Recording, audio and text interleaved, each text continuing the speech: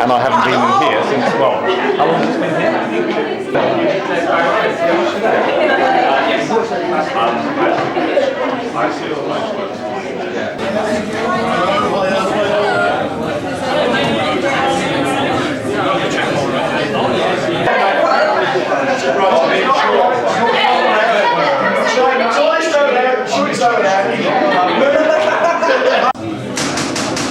Ladies and gentlemen, would you take your seats, please?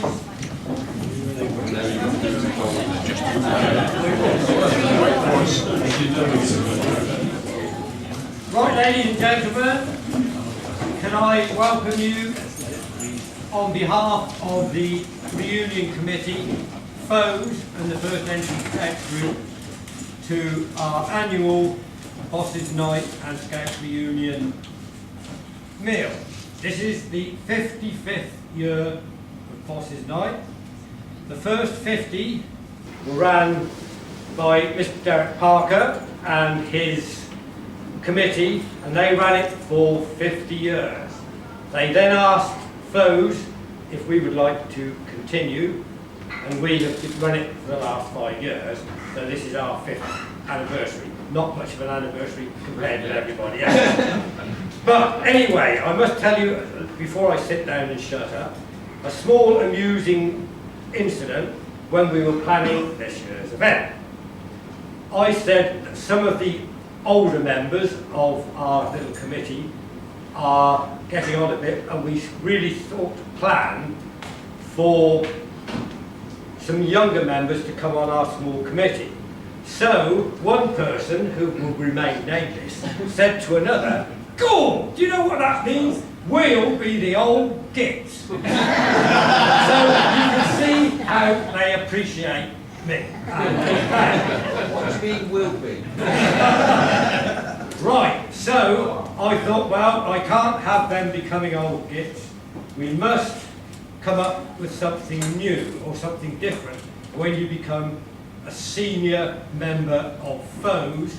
So I came up with the delightful name, We Can Become Fossils. They are ancient, but they are not quite so bad. And fossils stands for former old scouts, still involved and love scouts. So therefore, you can quite happily become a fossil. Nobody's going to call you a coffin dodger, a boring old fart, a bloody old fool, or all the other things you get called when you get sick of fart. So the only emphasis is that to become a fossil, you must be 65. Now, the other thing is that as we are an equal opportunity organisation, this also opens it for the ladies. But I don't think we'll get too many rushes because they're not going to admit they're 65. And on that point, I will leave it. Could we all stand, please? Right, the reason we came here tonight is to remember Boss Perkins, who was a leader and band leader in the group. Also, a lot of Boss's boys have gone to join him. So we'll have a few minutes silence and we can contemplate on them and Boss himself. Okay?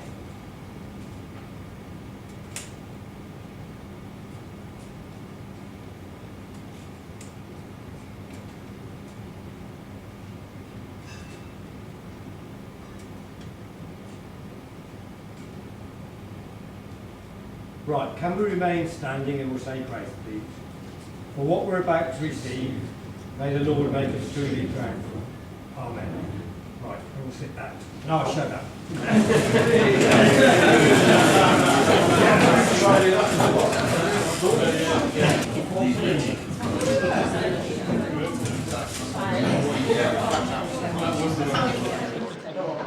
That was tastefully changed.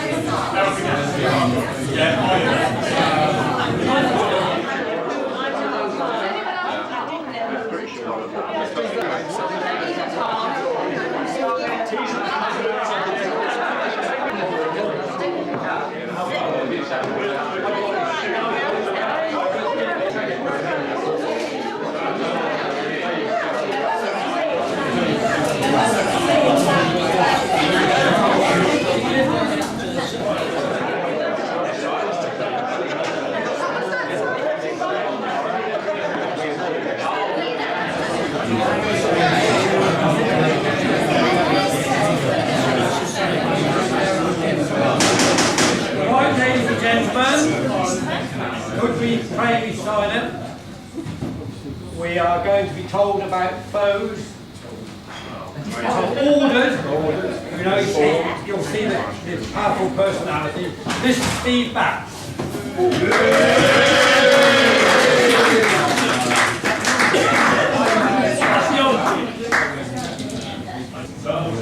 I thought to myself tonight, what should I talk about?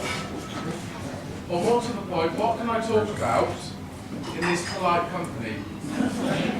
Perhaps the fact that it is the 90th anniversary of Eynsham WI this year. And then I thought, I want to know about that. Some of us do. I was going to mention you, Andy. all the help that you have to give. Perhaps more suitable is the fact that in October it's the 25th anniversary of Foes, which is a really good thing. Who would have thought that we've had a quarter of a century of causing all this trouble? So then I thought, what else could I talk about? I began to recall lots of incidents over the years, some which have, quite rightly, been blocked from my memory. Some, despite trying, just won't go away. The memory that I'm about to share with you is one that won't go away, unfortunately. I remember a lovely, tranquil walk in the country. The weather was fantastic, the views spectacular, and the company just slightly questionable. There we were, with a number of miles to go, when the little voice squeaked, "Are we there yet?" "No," I answered. A short while later, the same request. Again, I said no. Soon after, there came the same question, but also whether we would be passing through any towns. "No," I said. "Villages?" "No," I said. "Hamlets?" Again, I said no. I did think this strange, but on turning round, I could see the look of disappointment in this person quickly turn into genuine concern, and a split second later saw the big, wide eyes and the panicked look as he suddenly dashed off across the field, holding his bottom in one hand, whilst wrestling a rucksack off in the other. Hurdling 2 hedges, he suddenly crouched next to the only tree on the horizon. That tree, I'm reliably informed, isn't there anymore. I won't mention who it was on that fateful day. But what memories. I could share more, but I won't risk it. And more for my sake. Now, one final word from me must go to Mr. Derek Parker, who persuaded and encouraged me to stand up all those years ago at a boss's night in the Red Lion back room to give the old boys an update on what was happening within the group. Little did I know I'd be doing it all these years later, but I bet he did. Thanks, and enjoy the rest of the evening.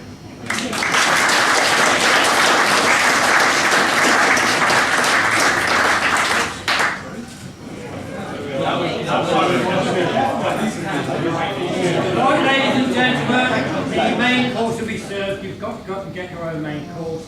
So if we start from that road, this road will be that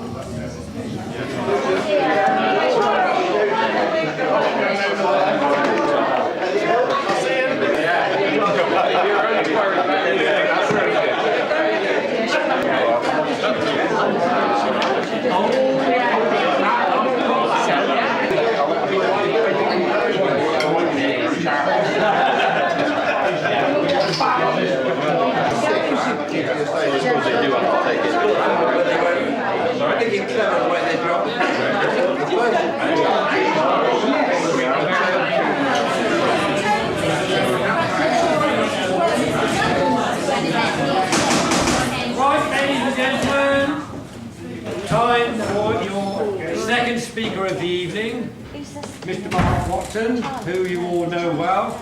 He is ex-Cub Scout in Eynsham. I'm pretty sure he was a Cub leader, I definitely remember that. He was definitely a Scout leader, I definitely remember that. And he is now our archivist and webmaster and just about everything else. So anyway, he's got a few things he'd like to say, so I will sit down and shut up and let him get on with it. Thank you, Andy. Not a fossil.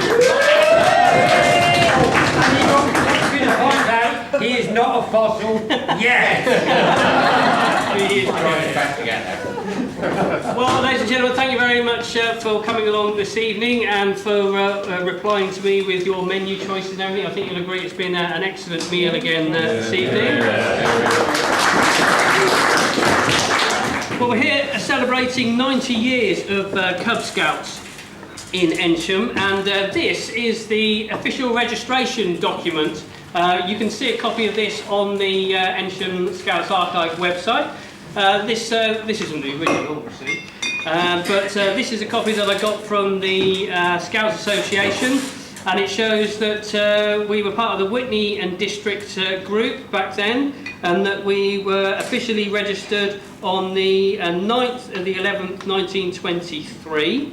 There were just 6 boys when they started out, and the first leader was Rose. I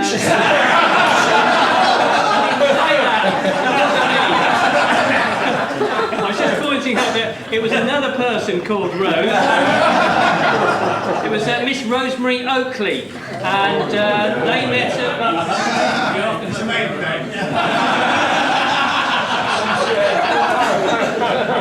She was part of the Oakley family that were very important to the Scout group in the early years. Major Oakley was a big benefactor of the Scouts, helped to get the Scouts going. If you look back at the accounts from the late 1918, 1919, that sort of area, he made substantial donations in order to help get the meetings underway, uniforms for the boys who couldn't afford it, the fife and drums and bugles as they were back then as well. And Rosemary Oakley was his daughter. And another link with the Scouts is quite important as well, is that Major Oakley employed a man that he fought with in one of the wars, and that was Boss Perkins, who became his horseman at the Gables in Newland Street. Later on we'll do the drum, and we'll hear the band again, but for now, thank you very much indeed.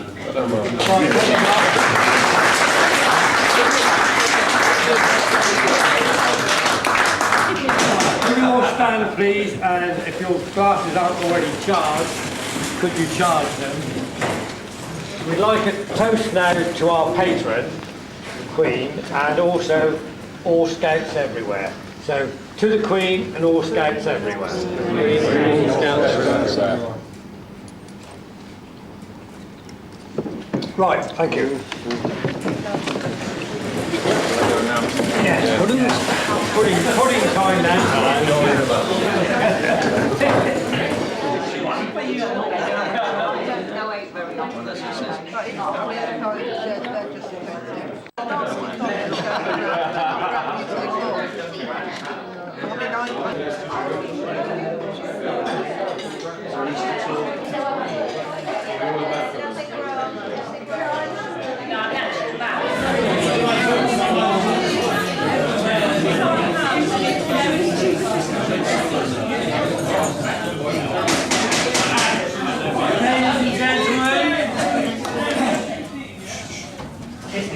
try and find out what Scouts are doing today. So I'll call on our group Scout leader to give us an update.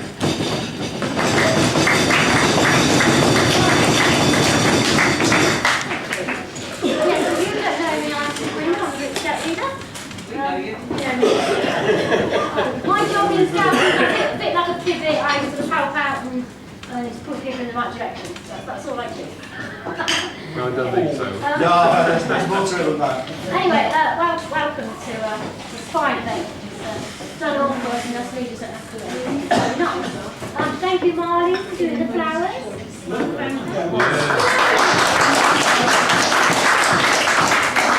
It's finally another job in Scouting I'm doing. She's had a few years off, so this is the first. Sorry about that. Okay, present day Scouting. Our numbers are growing, which is very good. We were up 15.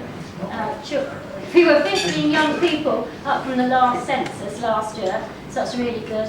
Unfortunately, we're down on leaders, which is just that adults have got work commitments and they just don't find time to scout anymore. But we're trying to do something about that. When you're with cubs and you're talking to them, it's amazing what they tell you and what us leaders learn. Did you realise we don't do kindling anymore? You get some tumble dryer fluff, you wrap it in Vaseline, that keeps it dry, and then you can set fire to it and that gets your fire going. So every Cub Scout must have tumble dryer fluff on him and shop there.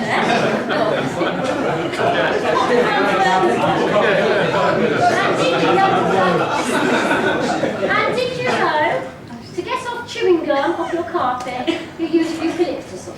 That's amazing, wasn't it? It was brilliant. Egg rolls are telling us this. So there you are. Try it. Thank you for Foes for supporting us, as you always do. Without you, we couldn't scout. Ian Keeley spotted noted this, so I hadn't even noticed. We have our flagpole out there, and we have a flag on it, which we're very proud of. This year, unfortunately, we've had to put it at half-mast 3 or 4 times, and actually nobody has touched it.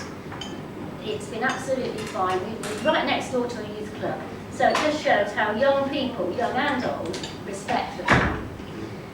So really, I think that's enough from me. The group's doing really, really well. It's nice to have this sort of heritage. It's nice to have this room. So I think all we can all say is, actually, we're just proud to scout.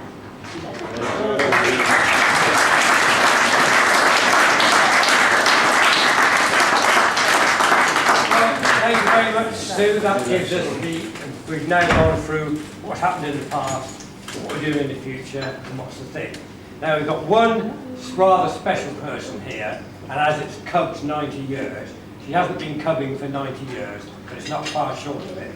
So I'd like you all... That's not what you said earlier on. I'd like you all to give a good scouting B-R-A-V-O for Rose Green for all the work she's done with the group. Ready? B-R-A-V-O! Bravo!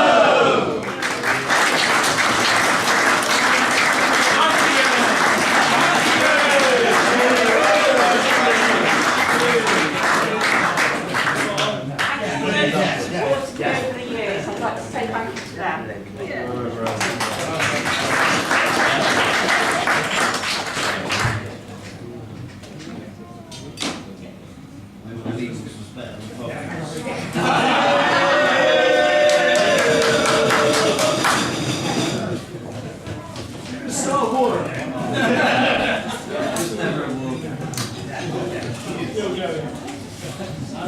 Right, well I think we can all definitely say that we've had another excellent meal.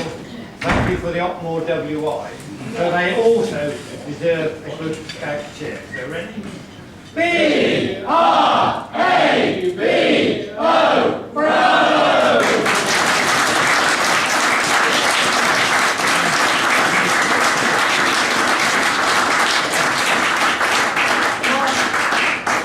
So those of you who want it, there's cheese and biscuits and tea and coffee available. Just go and have some.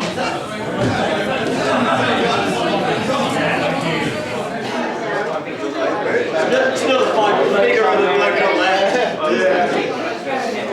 Why is it always a parade time? Be on camera. Oh, sorry. So I'll take my finger off.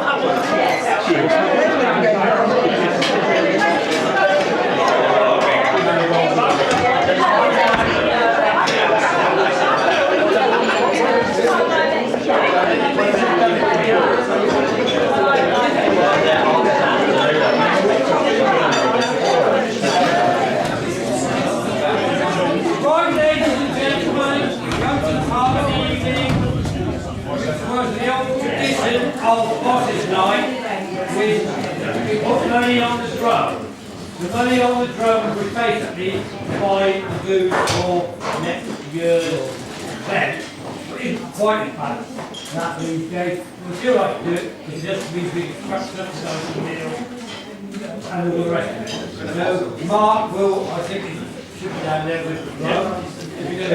Before we do the drum, every year at Boss's Night it's been traditional that the band got together and play a couple of tunes from the old days of when Boss was leading the band. Obviously in the last 5 years that's not been possible, but we have been playing a recording of the band at a Boss's Night from 1988 or 89 I think? 88. The recording was actually taken from the video, so this year I thought we'd have a video of the band so that the band can be with us. And once we've heard the band again, I'll invite you to come up and make some donations onto the drum, which as well as subsidising the meal, also goes to the memorial funds for any funerals that we have in the year. And we made 3 donations last year. So please do enjoy the Old Scouts band first.